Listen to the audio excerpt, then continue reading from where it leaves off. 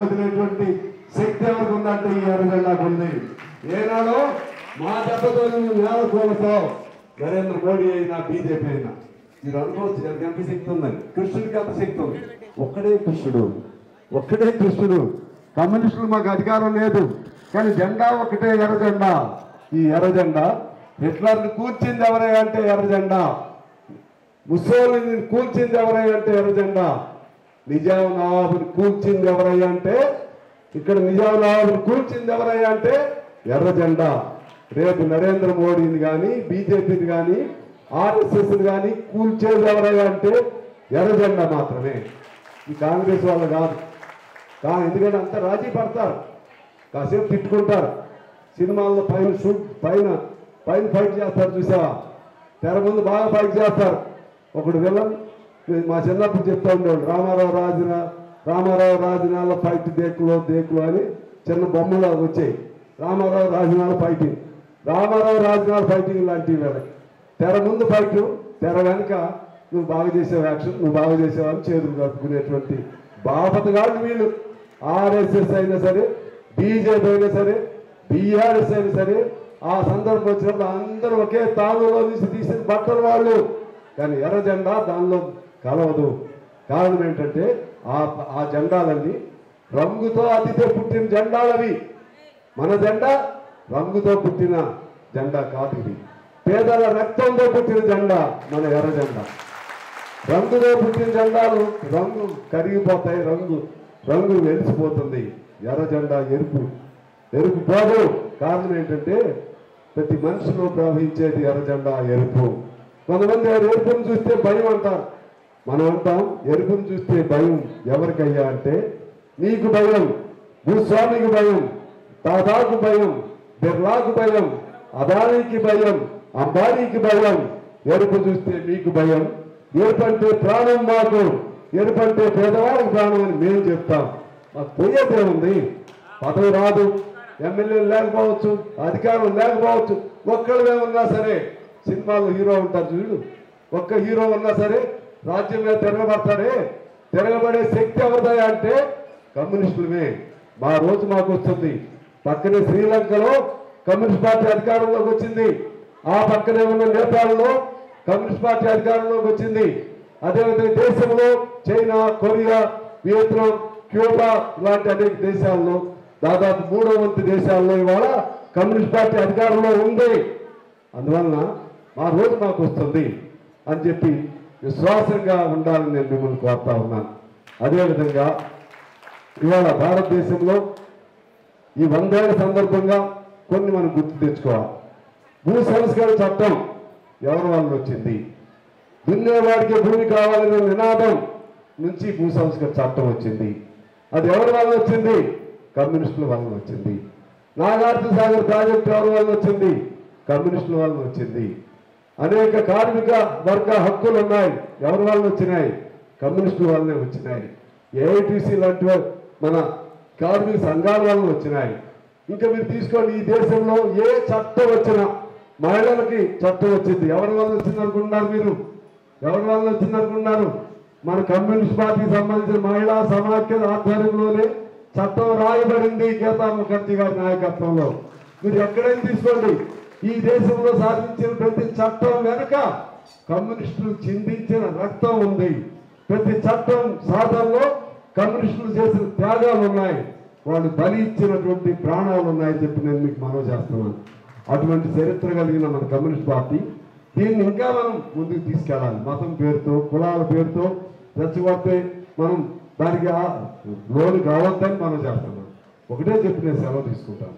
ఇవాళ రాముడి పేరు చెప్తాను. రాముడి పేరు చెప్పగానే అయ్యో మన అక్షంత పేరు చెప్పగానే కళ్ళ బతుకుని అందరం తీసుకుంటాం. ఓకే, అంతవరకు సెంటిమెంట్, విశ్వాసం, దాన్ని ఎవరేం చేయలేదు. కానీ రాముడి ఎవరు అపసొమ్ము? నరేంద్ర మోడీ అపసొమ్మ? బీజేపీ అపసొమ్మ? బీజేపీ ఎప్పుడు పుట్టింది? బీజేపీ పుట్టి ఎన్నేళ్ళైంది? బీజేపీ పుట్టి మొత్తం కలిపిన 30-40 ఏళ్ళు కాదు. నరేంద్ర మోడీ ఎప్పుడు పుట్టాడు? మొత్తం కలిపిన 75-80 ఏళ్ళలో ఉంటాయి. మీరేనా రాముడు? అసలు రాముడి చరిత్ర ఎప్పుడుది? రాముడి చరిత్ర ఎప్పుడుదో, ఎన్నో వేల సంవత్సరాల చరిత్ర మన అందరి పేరులో ఉంటుంది. రామారావు, రామయ్య, లేకపోతే రామలింగేశ్వరరావు, రామాంజనేయులు, ఇప్పుడుయా ఎప్పుడో ఉన్నాయి. ఆ రాముని నువ్వు హైజాక్ చేస్తావు, ఆ హిందువులను నువ్వు హైజాక్ చేస్తావు. హిందువులు ఎప్పుడు పుట్టారు? ఈ సృష్టి మొదలైనప్పుడు, భారతదేశం పుట్టినప్పుడు హిందూ మతం పుట్టింది. ఇవాళ హిందూ మతమే నాదే అంటారు. ఎవరు నరేంద్ర మోడీ అంటాడు, కిషన్ రెడ్డి అంటాడు, బండి సంజయ్ అంటాడు, ఈటీవీ రాజేంద్ర, ఇటువంటి బీఆర్ఎస్ అంటాడు, అడిపోతేనేమో ఇప్పుడు అందులో పోయాడు కదా కాషాయం పట్టుకుని అసలు హిందూ పరిరక్షణ మేమంటాం. ఈటీవీ రాజేంద్ర ఇందులో ఉన్నప్పుడు కమ్యూనిస్టు, మొదట్లో కమ్యూనిస్టు, అప్పుడే దానికి వ్యతిరేకంగా ఆయన ఉండేవాడు. ఈ ఊరికి ఆయన ఒక్క పేరేది కాదు. అంటే ఇటువంటి వాళ్ళు రాముడిని లేకపోతే మతాన్ని ఉపయోగించుకుంటున్నారు. నేను నీకు ఒకటే మాట చెప్పి సెలవు తీసుకుంటాను, నీకు అది ఆ విషయం బాగా గుర్తుండాలి. ఇవాళ నువ్వు ఆఫ్రికాలో పుట్టినాడిని తీసుకో, నల్లగా ఉంటాడు కదా, వాడి రక్తం తీసుకో. అమెరికాలో పుట్టినాడిని తీసుకో, వాడు తెల్లగా ఉంటాడు కదా, వాడి రక్తం తీసుకో. ఇండియాలో పుట్టినాడిని తీసుకో, మధ్య రకంగా ఉంటాడు కదా, మన రక్తం తీసుకో. అందరి రక్తం ఒకటే. అమెరికాలో నువ్వు వెళ్ళి మన ఇండియా వాడికి దెబ్బ తగిలితే రక్తం కావాల్సి వస్తే అమెరికా వాడి రక్తం మనకి ఎక్కిస్తే బతుకుతాం. అంటే అది ఓ పాజిటివ్, బి పాజిటివ్, ఇవన్నీ అందరి రక్తం ఒకటే. నల్లవాడి రక్తం కూడా ఒకటే. అందరి రక్తం ఎర్రగానే ఉంటుంది. నల్లవాడి రక్తం నల్లగా లేదు, ఎర్రవాడి రక్తం ఇంకా ఎర్రగా లేదు, మన రక్తం మధ్య రకంగా లేదు. అంటే అర్థం ఏంటి? మనుషులందరూ ఒకటే, మొదటి మనిషి ఒక్కడే.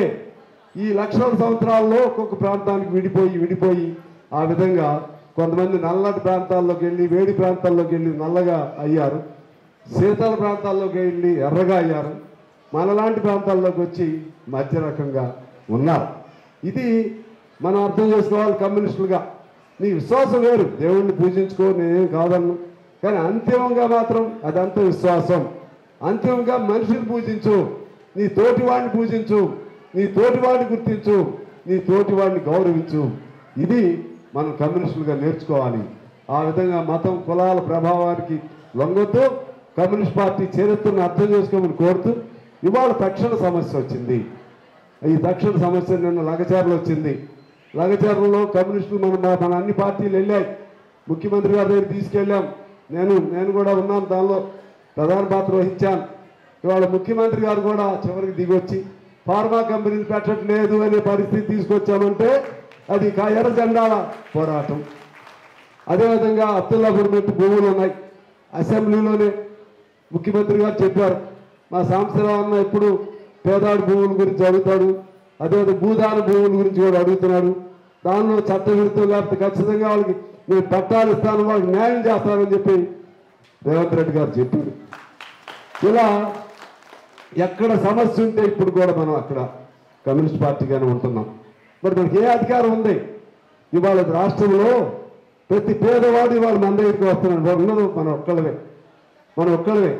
ప్రతి పేదవాడు మన దగ్గరికి వచ్చి మా సమస్యలు మాట్లాడు. నేను ఎప్పుడైనా అసెంబ్లీకి వెళితే లేదా సెక్రటేరియట్కి వెళితే 10, 20, 100 సంఖ్యలో పేదవాళ్ళందరూ నాయమంటూ ఉంటారు. అక్కడ ఉద్యోగం చేసేవాళ్ళు ఏ మంత్రి అమ్మటి వారు, ఏ ఎమ్మెల్యే అమ్మటి వారు. దేనివల్ల సాంబశివరావు ఇంద్రుడు చంద్రుడు లేకపోతే అందగాడు లేకపోతే ఎన్టీ రామారావు అంటాడు అని కాదు. సాంబశివరావు అనేవాడు ఎర్రజెండావాడు, ఎర్రజెండాని పట్టుకుని గెలిచాడు, ఎర్రజెండావాడు కాబట్టి మా గురించి మాట్లాడతారు. ఇది ఇవాళ అందులో భాగంగానే మీ దగ్గర హైడ్రా ఉంది, మీ దగ్గర మూసీ ఉంది. ఆ ప్రాంతంలో ఎవరు నివాసం ఉంటున్న వాళ్ళు కూడా ధైర్యంగా ఉండమని నేను మీకు చెప్తున్నా. మేము ఒక పరిశ్రమ వస్తాం, కమ్యూనిస్ట్ పార్టీగా వస్తాం. అదేవిధంగా ఇక్కడ భూమి ఇల్లు వేసుకున్న వాళ్ళందరినీ ధైర్యంగా ఉండమని చెప్తున్నాం. మీ ఒక్క ఇల్లు కూడా పోనీయము. ఒకవేళ పోయే పరిస్థితి వస్తే ఇప్పుడు ఏదో మనం నందనవనం 400 ఇళ్ళు ఉన్నాయి. వాడెవరు తీసేవాడు తీయమని చెప్తాం. వాడి సంగతో మన సంగతో తేల్చుకుంటాం. ఎర్రజెండా నోటి మాటలు కాదు, రియల్ ఫైట్ చేసేది ఎవరై అంటే కమ్యూనిస్టులు, రియల్ పోరాటం చేసేది ఎవరై అంటే కమ్యూనిస్టులు. మనకు ఎవరి మీద ద్వేషం లేదు, ఎవరి మీద శత్రుత్వం లేదు. కానీ అదే సమయంలో కమ్యూనిస్ట్ పార్టీని నమ్ముకున్నా వారిని నమ్ముకోకపోయినా పేదవాడి జోలికి వస్తే మాత్రం ఎవరిని వదిలే సమస్య లేదు. మమ్మల్ని మీరేం చేస్తారు? ఏమి చేయగలుగుతారు? జైల్లో పెడతారు, కేసులు పెడతారు. మాకు జైలు లెక్క కాదు, కేసులు లెక్క కాదు, లాఠీలు లెక్క కాదు, తోటాలు అసలే లెక్క కాదు. ఏ కేసులైనా ఎదుర్కొనే గుండె ధైర్యాన్ని తల్లి కమ్యూనిస్ట్ పార్టీ మాకు ఇచ్చింది.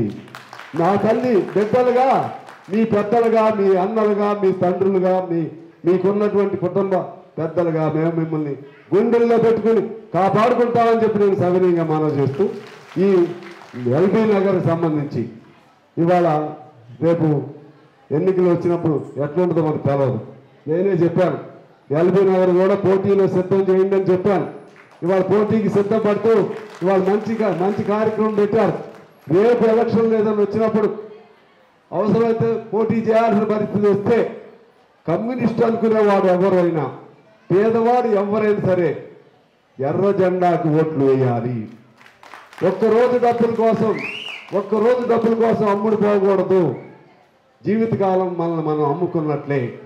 ఎర్ర జెండా అభిమానం ఉండేవాడు ఎవరైనా సరే, మనం గెలిచినా ఓడినా, తల్లి పేదవాళ్ళైనా, తండ్రి పేదవాడైనా, తల్లిదండ్రులు ఎలా మర్చిపోవో, డబ్బులు లేని కమ్యూనిస్ట్ పార్టీ ఇది. డబ్బులు లేవు కాబట్టి తల్లిదండ్రులు మీరు మర్చిపోయినట్టుగా కమ్యూనిస్ట్ పార్టీని మర్చిపోతే తల్లిదండ్రులు మర్చిపోయినట్లే. రేపు అందుకని ఎల్బీ నగర్ని ఒక బలమైన కోటగా, ఇవాళ హైదరాబాద్, రంగారెడ్డి జిల్లాల్లో ఒక బలమైన కోటగా, నియోజకవర్గంగా దీన్ని తయారు చేసుకుందామని చెప్పి మీకు నేను మనవి చేస్తా ఉన్నాను. దానికి అనుగుణంగానే రేపు స్థానిక సంస్థల ఎన్నికలు వస్తాయి, కొద్ది రోజుల్లో కార్పొరేషన్ ఎన్నికలు వస్తాయి. కార్పొరేషన్లో కూడా మనం సత్తా చూపెట్టాలి. నువ్వు గెలుస్తావు ఓడతావు నాకు అనవసరం, కానీ నువ్వు ప్రతి చోట పోటీలో ఉండాలి. ప్రతి చోట నీ జెండా తిరగాలి. ప్రతి చోట కంకి గోడలు గుర్తు పోవాలి. తద్వారా కమ్యూనిస్టులు అధికారంలో లేకపోయినా ప్రజల కోసం పోట్లాడతారు, ప్రజల కోసం దెబ్బలాడతారు, ప్రజల కోసం ఉద్యమాలు చేస్తారు. కమ్యూనిస్టులు ఓటు వేయాలనే భావనతో ఇవాళ జీరోగా ఉన్న చోట 100 ఓట్లు సంపాదించినా సరే ఒక్కొక్క ఓటు ఒక ఆణిముత్యంలాగా ఉంటుందని తెలియజేస్తూ, మీ అందరికీ నేను శుభాకాంక్షలు తెలియజేస్తూ, ఇవాళ ఇంత పెద్ద కార్యక్రమాన్ని నిర్వహిస్తున్న మన శేఖర్ రెడ్డికి, అలాగే మన నరసింహకు, అలాగే దీనికి నాయకత్వం ఇస్తున్న రవీంద్రాచారి, అలాగే యాదిరెడ్డి, అలాగే జిల్లా నాయకులు మన జంగయ్య గారు, పరదాల్ గారు, ఇంకా ఇతర పెద్దలందరికీ, మీ అందరికీ పేరు పేరున హృదయపూర్వక విప్లవ అభినందనలు తెలియజేస్తూ, ఈ సంవత్సర కాలం పోరాడే కాలం 100 ఏట ఇప్పుడు రాదు. ఇంకా మా రవీంద్రచారి గారు మిస్ అయ్యాడు. ఇప్పుడు 99 ఏళ్ళు పూర్తయి 100లో మొదలెడుతున్నాం రేపు డిసెంబర్ 26. ఈ సంవత్సర కాలం పాటు ఘనంగా జరపాలి. ఇందా నువ్వు చెప్పినట్టుగా రేపు కలిసి వస్తే 100వ సంవత్సరం ముగింపు మీ దగ్గరే జరుపుతాం. దాదాపు ఒక 50,000 మంది, 1,00,000ని పిలిపిద్దాం అనిపిస్తుంది. వీలుంటే 1,00,000 మందిని కూడా తోలుతాం. 1,00,000 మందితో బహిరంగ మా కొత్తగూడెంలో జరిపినట్టుగా ఇక్కడ మీ దగ్గర జరుపుతాం ముగింపుని. రేపు స్టార్టింగ్ రోజు నల్గొండలో జరుపుతున్నాం. అదేవిధంగా నాకు ఇంకో బాధ్యత ఉంది. రంగారెడ్డి జిల్లా ఇప్పుడు నా సొంత జిల్లా అయిపోయింది. రాష్ట్రం అంతా నాదే బాధ్యత, కానీ నాకు కొత్తగూడెం, ఖమ్మం ఎంత రాష్ట్ర సెక్రటరీ అయినా మా సొంత జిల్లాలు కదా 2 కళ్ళు. ఇప్పుడు నా 3వ కన్ను ఏది? రంగారెడ్డి. కాబట్టి ఇక్కడ ఈ రంగారెడ్డిని బతికించుకోవటం, రంగారెడ్డి నేను బతికేది మళ్ళీ వాళ్ళే యోధులు, వీరులు చాలామంది ఉన్నారు. మీరందరూ నేను చూశారు కదా. మిమ్మల్ని ఖాళీ చేయాలని వస్తే నిజంగా మీ అసలు పోరాటం, అప్పుడు తెలంగాణ పోరాటం నాకు తెలియదు, కానీ ఇప్పుడు పోరాటం మీ దగ్గర చూశాను నేను. మా యాదిరెడ్డి లాంటి వాళ్ళకి అప్పుడు తుపాకి ఉంటే వీళ్ళు ఎంతమంది చంపేవాళ్ళు, వాళ్ళ ఆవేశం అది. అప్పుడు కానీ నిజంగా వీళ్ళు కానీ అందులో ఉంటే చంపేవాళ్ళు, చచ్చిపోయి ఉండేవాళ్ళు కూడా బహుశా. ఎందుకంటే అంత పోరాటంతో, పౌరుషంతో మీరు ఉన్నారు, చిన్న విషయం కాదు. కాబట్టి మీరు రేపు ఈ 100వ సంవత్సరంలో సంవత్సర కాలం పాటు నిరంతరం మీ పని మీరు చేసుకోండి. మీ కష్టం మీరు పడండి. పిల్లల్ని బాగా చదివించండి. మీరు ఎప్పుడైనా సరే కమ్యూనిస్ట్ పార్టీ మీద ఎంత ప్రేమ ఉన్నా పిల్లల భవిష్యత్తు వదలకండి. పిల్లలకి మీరు చదివిస్తే వాడికి ఇచ్చే పెద్ద ఆస్తి అదే. ప్రతి కమ్యూనిస్టు చదువుకోవాలి. ప్రతి కమ్యూనిస్టు పిల్లలు ఐఏఎస్లు అవ్వాలి, ఐపీఎస్లు అవ్వాలి, టీచర్లు అవ్వాలి, అదేవిధంగా ఇంజనీర్లు అవ్వాలి, లాయర్లు అవ్వాలి. కమ్యూనిస్టు పిల్లలు మిగిలిన వాళ్ళ పిల్లల కంటే తెలివి కలిగిన పిల్లలుగా ఉండాలి. కారణం ఏంటంటే జీవితం చదివిన వాళ్ళం మనం. అందువలన మీ భవిష్యత్ అంతా మీరు హాయిగా, సంతోషంగా, ఎర్రజెండాన్ని నమ్మి సంతృప్తిగా ఉండాలని చెప్తూ మీ అందరికీ మనస్ఫూర్తిగా నా శుభాకాంక్షలు, అభినందనలు తెలియజేస్తూ నమస్కారాలతో సెలవు. Thank you. ఏదేమైనా ఇప్పటిదాకా మన నాయకులు చెప్పారు. నిజంగా మన పార్టీ 100 సంవత్సరాలు అడుగెడుతున్న సందర్భంగా ఎలిమినా నియోజకవర్గ జనరల్ బాడీ మీటింగ్ నిజంగా పెట్టుకోవడం చాలా ఆనందకరమైన విషయం. ఎందుకంటే వచ్చేది స్థానిక సంస్థల ఎలక్షన్లు. ఇప్పుడు చెప్పారు 2028లో ఎలిమినా నియోజకవర్గంలో ఎర్ర జెండా ఎగరేయాలనే ఆలోచనతో మీరు ఈ కార్యక్రమం తీసుకున్నందుకు మిమ్మల్ని అందరినీ కూడా అభినందిస్తా ఉన్నా. అదేవిధంగా రేపు కార్పొరేటర్ ఎలక్షన్లో నిజంగా కూడా ఎల్బీనా నియోజకవర్గంలో ఎన్ని కార్పొరేటర్లు ఉన్నాయో అన్ని కార్పొరేటర్లు మన పార్టీకి మనం పోటీ చేయవలసిందే. ఆ పద్ధతిలో మనం అందరం కూడా ముందుకు పోవాలని చెప్పి మిమ్మల్ని అందరినీ కూడా కోరుతా ఉన్నా.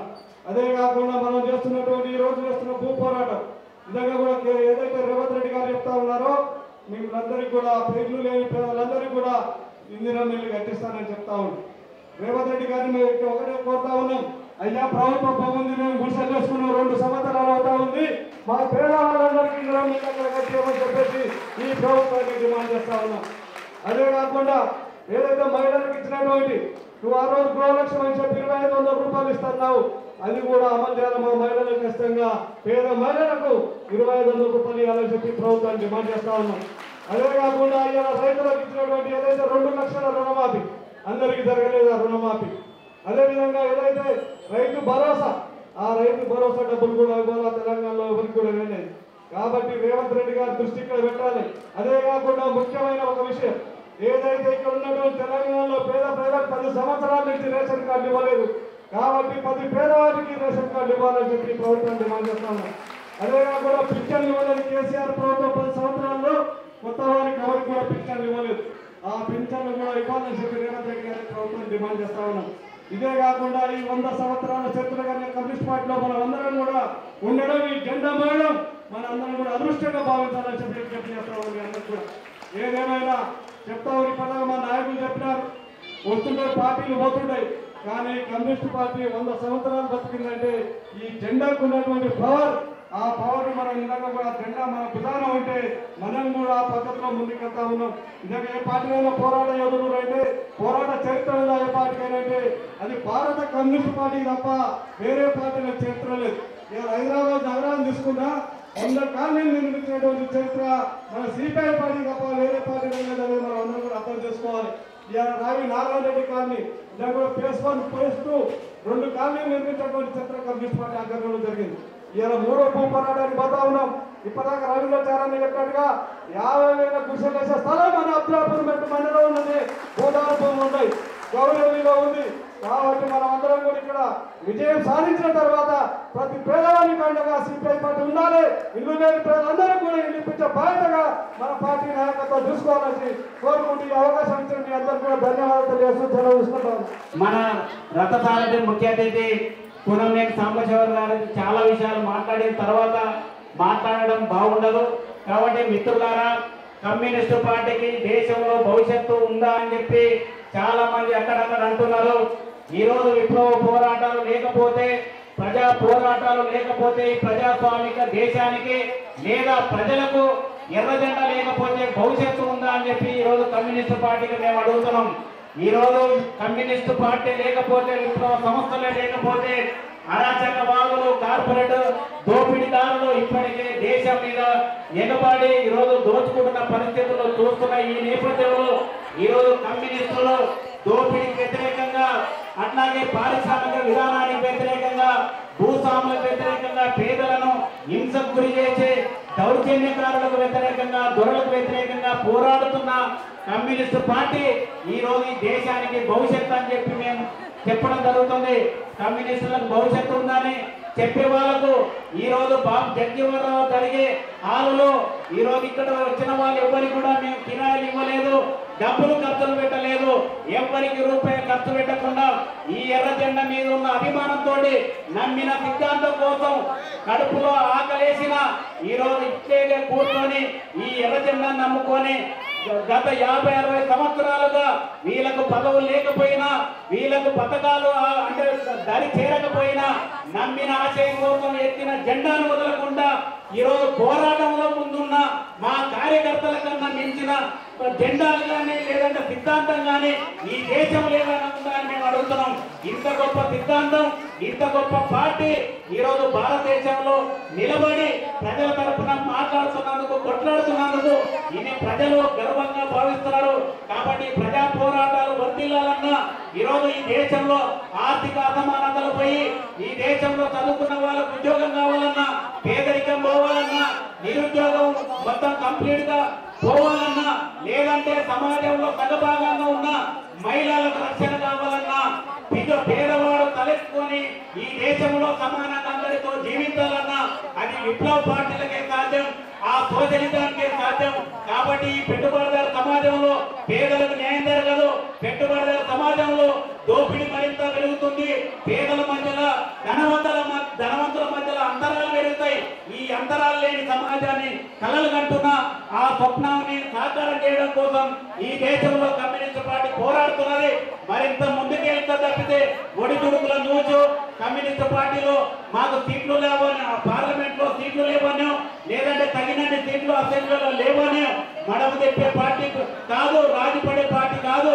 ఎన్ని నిర్బంధాలు విధించినా, ఎన్ని ఆటంకాలు కలిగించినా ఈరోజు ఫుట్బాల్ ఎంత గట్టిగా నేల కొడితే ఎంత పైకి ఎగురుతుందో, నిర్బంధాలు ఎంత విధించే కొద్దీ విప్లవ పార్టీలు అంతా ముందుకు వెళ్తూనే ఉంటాయి. కాబట్టి మాకు నిర్బంధాలు, ఆటంకాలు, మలుపులు కొత్త కాదు.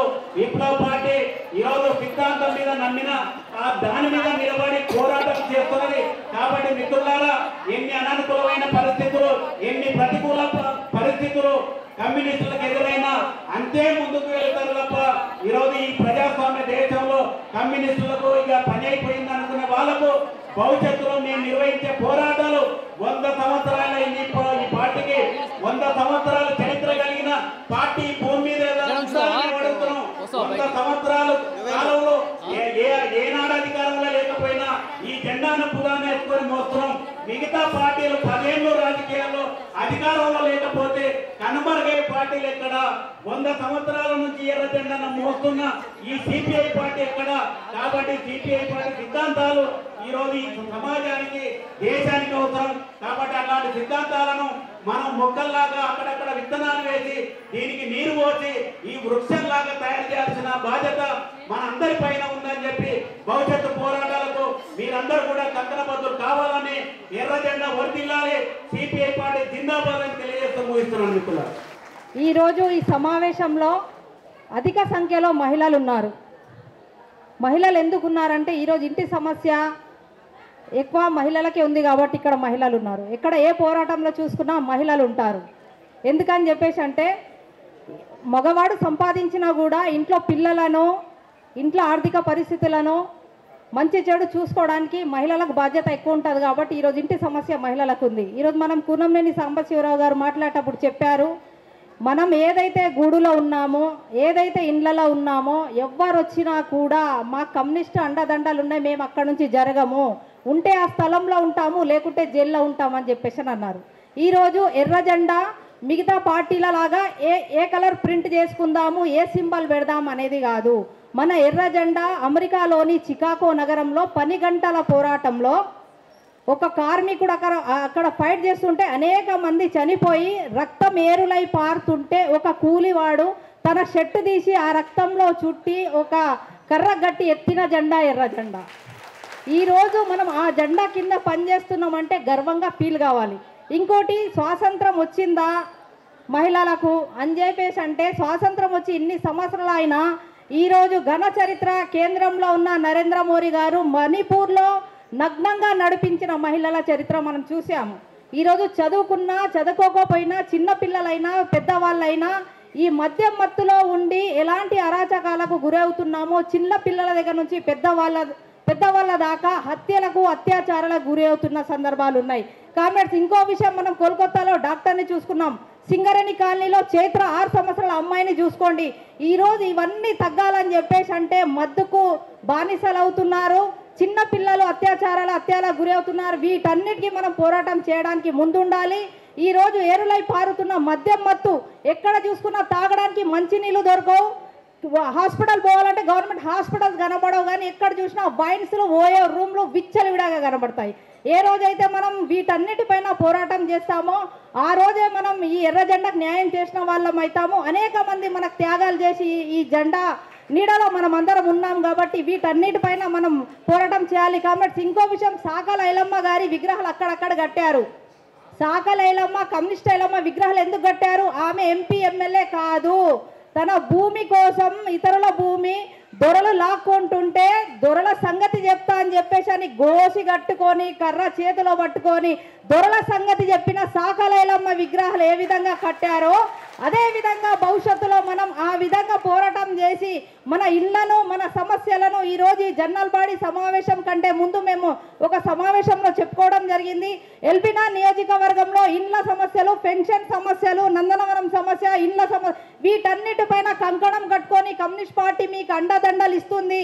మీకోసం మేము ముందుండి పోరాడతామని, మీకోసం జైలుకు పోవడానికి ప్రాణాలు ఇవ్వడానికైనా సిద్ధం ఉన్నామని చెప్పేసి అని ఈ సభాముఖంగా మీకు అందరికి తెలియజేస్తూ నాకు ఈ అవకాశం ఇచ్చిన అధ్యక్ష వర్గానికి ధన్యవాదాలు తెలియజేస్తున్నాను.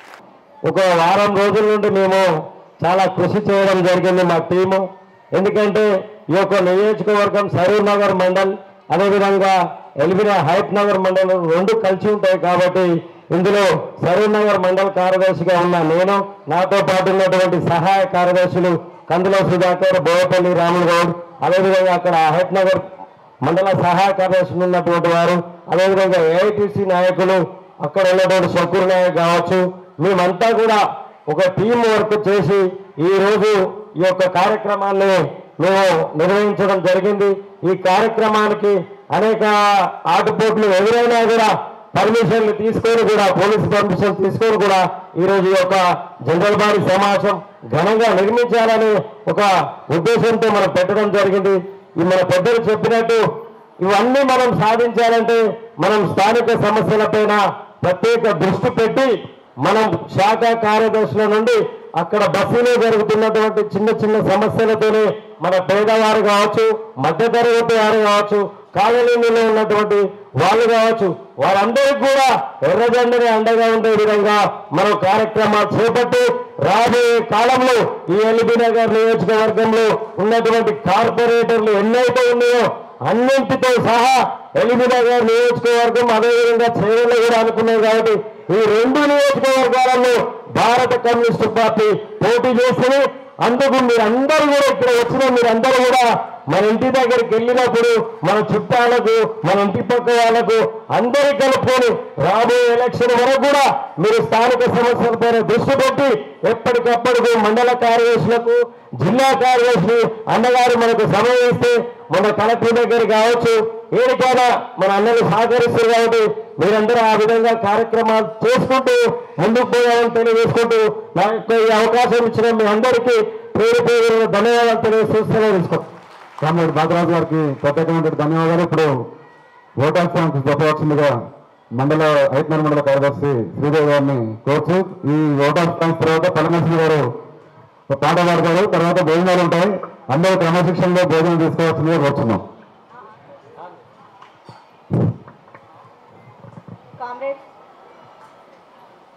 కామ్రేడ్స్, ఈరోజు ఎల్బీ నగర్ నియోజకవర్గ జనరల్ బాడీ సమావేశం జరుపుకోవడం జరుగుతుంది. ఈ సమావేశానికి ముఖ్య అతిథిగా విచ్చేసిన మన ఎమ్మెల్యే గారైన కూనంనేని సాంబశివరావు గారికి నా యొక్క రెడ్ సెల్యూట్ తెలియజేసుకుంటున్నాను. అదేవిధంగా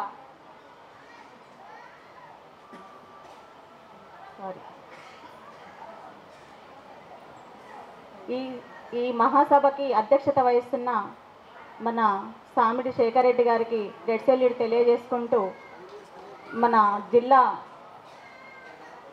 కార్యదర్శి, ప్రధాన కార్యదర్శి అయిన మన పాలమాకుల జంగన్న గారికి విప్లవ రెడ్ సెల్యూట్ తెలియజేసుకుంటున్నాను. అదేవిధంగా ఇంకో ముఖ్య అతిథి అయిన మన రాష్ట్ర కార్యవర్గ సభ్యులు అందరి రవీంద్రచారన్న గారికి, ముత్యాల యాదిరెడ్డన్న గారికి, పల్లె నరసింహన్న గారికి, పర్వతాలన్న గారికి, NFIW మన ఫైమేద గారికి, రామ్ నారాయణ గారికి,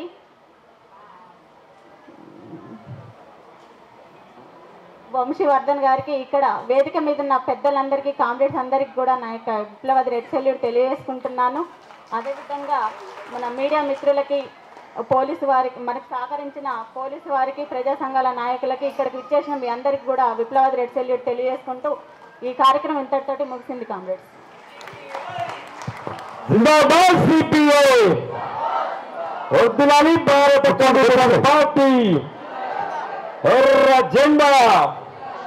100 సంవత్సరాల సందర్భంగా ఇక్కడ వేడుకైతే ఎల్బీ నగర్ నియోజకవర్గంలో అంగరంగ వైభవంగా బాబు జగజీవనరావు భవన్కి ఇక్కడ అనేక మంది కార్మిక, కర్షకులు, పేదలు, నిరుపేదలు కూడా ఎంతోమంది ఇక్కడికి విచ్చేశారు. ఇదే క్రమంలో ఈ కార్యక్రమానికి ముఖ్య అతిథిగా విచ్చేసినటువంటి 118 ఎమ్మెల్యేలకి ధీటుగా సమాధానం చెప్పేసినటువంటి అసెంబ్లీలో వారందరికీ కూడా ధీటుగా చెప్పేటువంటి ఏకైక నాయకుడు సిపిఐ పార్టీకి చెందినటువంటి కూనం సాంబశివరావు గారు ఉన్నారు. వారిని అడిగి తెలుసుకుందాము ఈ కార్యక్రమాన్ని చేయడానికి గల కారణం ఏంటి, ఇది ఎందుకు రాబోయే రోజుల్లో సిపిఐ పార్టీ ఎలాంటి కార్యాచరణ నిర్వర్తిస్తుందనేది తెలియజేసే ప్రయత్నం అయితే చేద్దాం. నమస్కారం అండి. జై కామ్రేడ్, చెప్పండి అన్న, ఈ కార్యక్రమం చేయడానికి గల కారణం, ఈరోజు ఇంతమంది రావడానికి గల కారణం ఏంటి? ఈ 100వ సంవత్సరంలో అడుగు పెడుతున్న సందర్భంగా తెలంగాణలో బలమైన నియోజకవర్గాలను గుర్తించి అందులో భాగంగా ఎల్బీ నగర్ కూడా సిపిఐ అత్యంత బలంగా వేలాది మంది కార్యకర్తలు కలిగిన నియోజకవర్గం. దీన్ని ఇప్పటి నుంచే మేము సన్నద్ధం చేస్తూ రేపు 4 ఏళ్ల తర్వాత జరిగే ఎన్నికల్లో కొన్ని స్థానాలు, ఇప్పుడైతే ఒక స్థానానికి పరిమితం అయ్యాం, భవిష్యత్తులో అలా కాకుండా కొన్ని స్థానాలు బలమైన 25-30 ఇటువంటి ఎంపిక చేసుకుని ఆ 25-30 స్థానాల్లో అవసరమైతే పోటీకి సన్నద్ధం చేయటం కోసం ఇవాళ జరిగినటువంటి మీటింగ్ ఇది. అదే పద్ధతుల్లో ఈ 100 ఏళ్ల చరిత్రలో భారతదేశంలో ఉన్నటువంటి ప్రతి చట్టం కమ్యూనిస్టు పోరాట ఫలితంగా వచ్చింది. రైతులకు వచ్చిన చట్టాలు కానీ, కార్మిక చట్టాలు కానీ, అలాగే విద్యార్థి, యువజన, మహిళల హక్కులు కానీ, లేకపోతే తెలంగాణ సాయుధ పోరాటం ద్వారా కొన్ని వేల ఎకరాల భూములు పంపిణీ చేసి భూ సంస్కరణ చట్టం సాధించడంలో కానీ, తెలంగాణ విముక్తి చేయటంలో కానీ, అలాగే దేశంలో ఇంకా అనేక రాజుల కింద ఉన్నటువంటి సంస్థానాలను విముక్తి చేయటంలో కానీ కమ్యూనిస్ట్ పార్టీల పాత్ర ఉంది. అనేక పార్టీలు పుట్టాయి, పోయాయి, కానీ కమ్యూనిస్ట్ పార్టీ 100 ఏళ్ళైనా కమ్యూనిస్ట్ పార్టీ సజీవంగా ఉంది. కొంతమంది ఈ కమ్యూనిస్ట్ పార్టీకి జీవం ఎక్కడుంది, బతుకు ఎక్కడుందని, బతుకు లేకపోతే 100 ఏళ్ళు బతికేవాడు గొప్పవాడా, ఇవాళ పుట్టి 2 ఏళ్లలో పోయేవాడు గొప్పవాడా?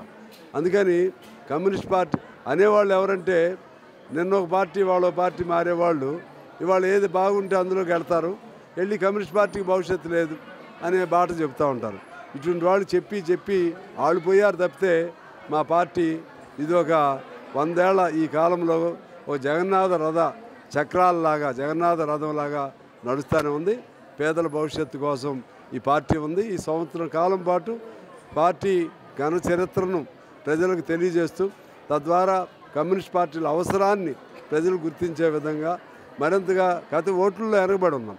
ఆ ఓట్లలో కూడా, ఎత్తుగడల్లో కూడా ముందుండి తద్వారా పార్టీని బతికించుకోవాల్సిన అవసరం ఉందని ఈ కార్యక్రమం చేస్తున్నాం. రెండవది, ఇవాళ దేశంలో అదానీకి సంబంధించి ఇవాళ అనేక ప్రకంపనలు వస్తూ ఉన్నాయి. అదానీ పైన అమెరికాలో కేసు పెట్టారు, భారతదేశంలో కేసు పెట్టలేదు.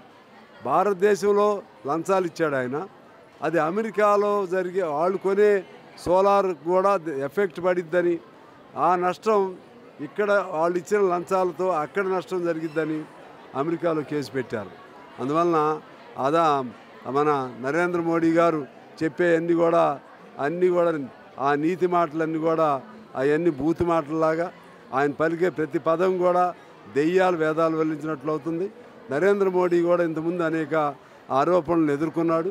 ఇవాళ అటువంటి అన్నీ కూడా కూలంకషంగా ఆయన చిత్తశుద్ధి ఉంటే అదానికి సంబంధించి విచారణ చేయాలి. అందులో జగన్మోహన్ రెడ్డి పాత్ర ఎంత ఉంది, లేకపోతే తెలంగాణలో ఎవరెవరికి ఇచ్చారు అది మొత్తం కూడా తీయాలి. మొత్తం మీద దానికి సంబంధించినటువంటి మన ఈడీ డిపార్ట్మెంటు, సిబిఐ భారతదేశంలో కేసులు పెట్టాలి. ఇవి పెట్టకుండా తప్పించుకోవడానికి చూస్తున్నారు.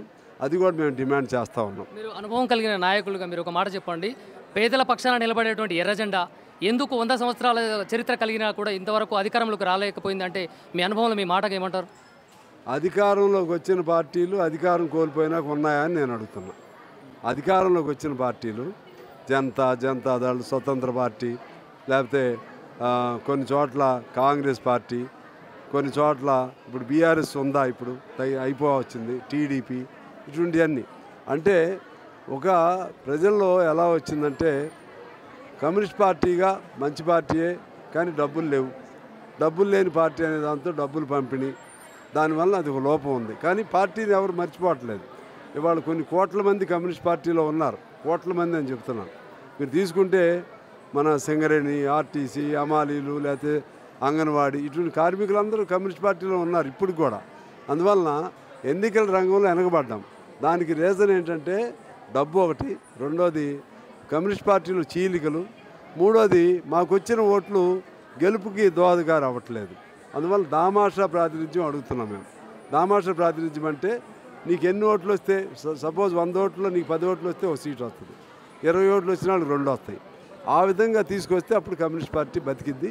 అందువలన ఇవాళ అధికారంలో రాకపోయినా సరే మేము చిత్తశుద్ధితో మేమేం అధికారం రాలేదని మేమేం పార్టీలు మారట్లేదు. పార్టీలో మారిన వాళ్ళు చెప్తూ ఉంటారు వీళ్ళు అధికారంలో రారని. అంటే అధికారం లేకపోతే తల్లిదండ్రులు వదిలేసి ఇంకోవైపు వీళ్ళు మా తల్లిదండ్రులు కాదని చెప్పిన పద్ధతులు చేసేవాళ్ళు ఉన్నారు. తర్వాత వాళ్ళు ప్రయాణిస్తున్న పడవను వదిలేసి బాగా ఎక్కడ సేఫ్గా ఉంటే అందులో పోయేవాళ్ళు ఉన్నారు. కానీ కమ్యూనిస్ట్ పార్టీ పేదల కోసం ఉంటుంది. అందువల్లనే 100 ఏళ్ళైనా అధికారం రాకపోయినా కూడా కమ్యూనిస్ట్ పార్టీ ఈ పైన నిరంతరంగా జరుగుతూ ఉంది. మహారాష్ట్రలో జరిగినటువంటి బీజేపీ ఎన్నికల్లో బీజేపీ విజయకేతనం ఎగరవేసిందంటే దాన్ని ఏ విధంగా చూడొచ్చు అంటారు? ఖచ్చితంగా బీజేపీ లేకపోతే వాళ్ళకి సంబంధించినటువంటి వాళ్ళ మిత్రులు మతం, జాతి, కులం, డబ్బు వీటి ద్వారా వాళ్ళు గెలిచారు, పక్కాగా గెలిచారు. మతాన్ని ద్వారా వీళ్ళు కులగణను వీళ్ళు తీసుకొస్తే, కులగణన కంటే కులగణనేమో హక్కుల కోసం, కులగణన వలన మన హిందువులకు ప్రమాదం వస్తుంది. ఆ విధంగా ఈ విధంగా సెంటిమెంట్స్ ద్వారా జాతి పేరుతో మతం పేరుతో గెలుపులు వస్తాయి, సహజంగా వస్తాయి. కానీ అవి ఎప్పుడు నిలబడవు. ఇవాళ ఎగిరెగిరి పడుతున్నారు. మరి అంతకుముందు 400 సీట్లు అన్నవాళ్ళు 240 సీట్లకి దిగిపోయారు కదా. మళ్ళీ ఇది కలిసి వచ్చింది. కాంగ్రెస్ తప్పులు కూడా ఉన్నాయి. హర్యానాలో కాంగ్రెస్ అందరిని కలుపుకుని ఉంటే కొద్ది తేడాతోనే కాంగ్రెస్ అక్కడ వచ్చి ఉంటే సెంటిమెంటే కదా, ఒక చోట నుంచి ఒక చోటకి ఆ సెంటిమెంట్ వెళ్తూ ఉంటుంది. ఆ విధంగా రావడం తప్పితే వాపు మాత్రమే ఇది. వాపును చూసి బలం అని అనుకోవద్దు. నరేంద్ర మోడీ చాలా తప్పులు చేస్తున్నాడు. ప్రజలకి మంచి చేయడం ద్వారా వాళ్ళ అధికారంలో రాలేదు. ప్రజలకి కేవలం ప్రజల్లో ఒక విషయాన్ని ఎక్కించి లేదా ఆ సందర్భాన్ని బట్టి విద్వేషాలను రెచ్చగొట్టి తాత్కాలికంగా వాళ్ళ అధికారంలోకి వస్తున్నారు తప్పితే ప్రజా తీర్పు ఎప్పుడు ఎలా ఉండదు. తెలంగాణ రాష్ట్రంలో అదానీ గ్రూప్ ఆఫ్ కంపెనీ 13 కంపెనీలకు ఆమోదం తెలిపారు. దీన్ని ఏ విధంగా చూడొచ్చు అంటారు? అవన్నీ పరిశీలన చేయమని అడుగుతున్నాం మేము. ఏ ఏ కంపెనీలకు వాళ్ళు ఆధారం తెలియజేశారో, అనుమతి ఇచ్చారో, దానిలో కూడా ఏమైనా కుంభకోణాలు జరిగినాయా, దానిలో కూడా ఎవరికైనా డబ్బులు ఇచ్చారా, ఇవన్నీ కూడా విచారణ చేయమని అడుగుతున్నాం.